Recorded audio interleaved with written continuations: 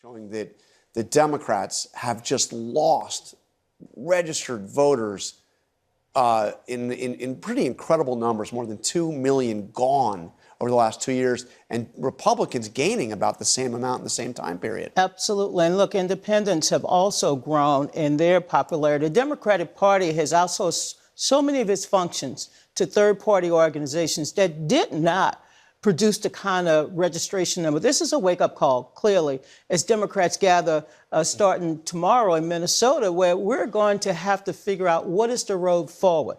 We have to do the basic things, but we also have to be prepared to do what Gavin Newsom is now urging Democrats of all different persuasions. What, to gerrymander California? Then all of a sudden act like President Trump on social media? Fight back, punch harder. Because if we're going to regain the Congress and get ready for the White House, Democrats are going to have to come up with a different playbook. Let me stick with you on this for a second. We're going to get to Gavin Newsom in a second. But substantively, this happened while the Democrats controlled the White House, controlled the Congress. What did they, I mean, there's got to be a substantive problem here, not just tactical, different organizations. What substantively went wrong? I don't think you want to allow me to devote all of my time to what happened. But like I said, it was outsourced. This was outsourced to third-party organizations. This is already the second time she's said in this interview that it's because of third-party organizations that the Democrats are failing. Donna, it has everything to do with your crappy policies and that the Americans don't support them. There was no one focused on taking care, feeding what I call mainstream everyday Democrats. And also when you have a party that is focusing on 6 or 7 battleground states, you're missing the moment. So it is a wake-up call. I knew long before that study came out that we were having a problem with registration, especially with young people and, of course, people of color. They made the case that the country is racist, right? Joe Biden got more of the black vote than Kamala Harris. Right. And, of course, people of color. Well, first of all, as Donna knows, the most important thing in winning elections, number one, to know where your voters are at. And then the strongest indicator for that is voter registration. They're getting trampled in all 30 states, every battleground state. All 30, we have 50 now. Right, but there's only 30 that you can track with voter registration. Point. Sorry. In the other, Sorry. In the other 20. Yeah, this is like natural for Donna. You can track it in 30. Yeah. Right. But the bigger problem is, the elephant in the room here is that the Democrats are on the wrong side of normal.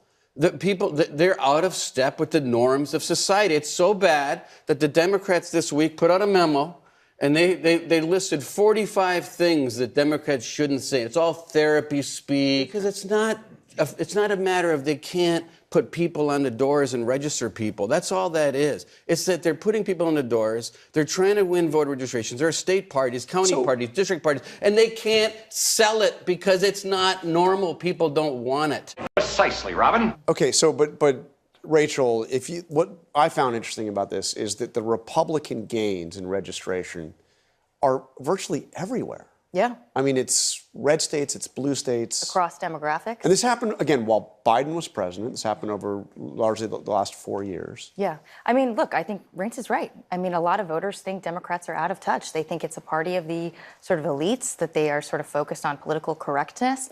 And there's a fracturing, too, in the American public where a lot of voters are uncomfortable with the party and its sort of move left economically as well, sort of the populist wing of the Democratic Party. But then a lot of Democrats want to see a movement further left in terms of economics. So, I mean, the party has a real problem right now. They move further left. They might sort of energize their base, which, shows up to vote. They donate, et cetera. But then they alienate a bunch of centrist voters. And that's a lot of Americans who, frankly, feel like they're moving the wrong direction. I mean, the unifying message now is Trump. Yeah, but this is a long-running problem, actually. I think for many years, the Democrats counted on the sort of vestigial loyalty of a lot of working-class people in particular who thought of the Democrats as their home. And over the years, being taken for granted, that relationship frayed, and now the Democrats are finding they're not there. Yep, my job is related to the construction industry. You spend any time on site at a factory or any kind of blue-collar, working-class setting, and Trump has completely won that entire group over. He's dead on about this. You can win elections even if you have a registration disadvantage. Republicans have done it in many states, but you have to win then a lopsided number of the independents. It's a tall order.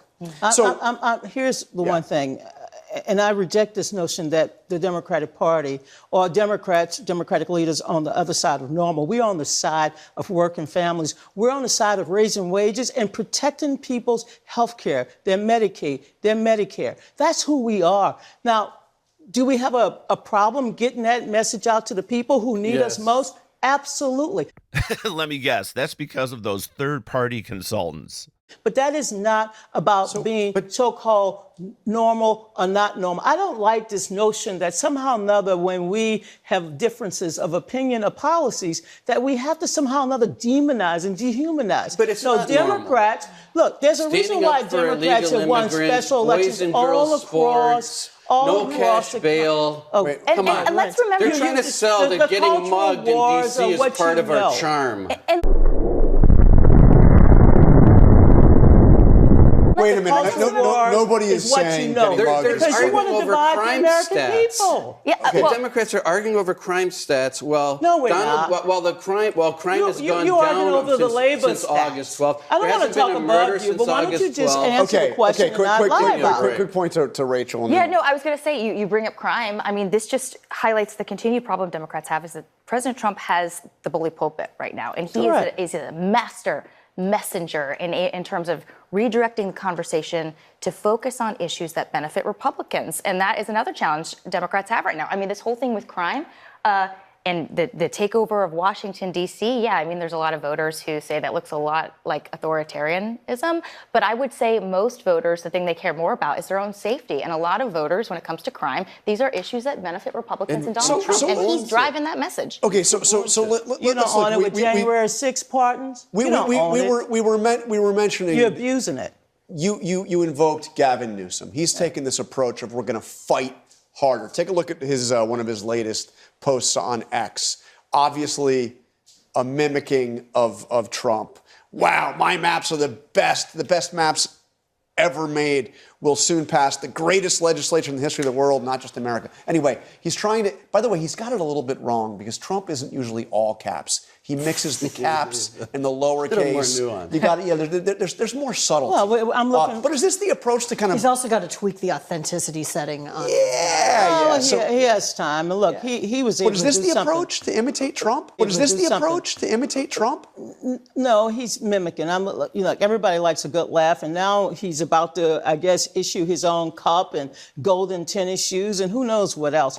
These are serious times that require serious people to be at the table. And D.C. could talk about crime. D.C. can talk about the things that we have done in our community, working with local police. Why is it that Donald Trump and the Republicans are withholding $1 billion that D.C. needs to pay our policemen, pay our teachers, get ready to go back to school? But no, you want crime because that's what Republicans want. But no, you want crime because that's what Republicans want. That's what Republicans want.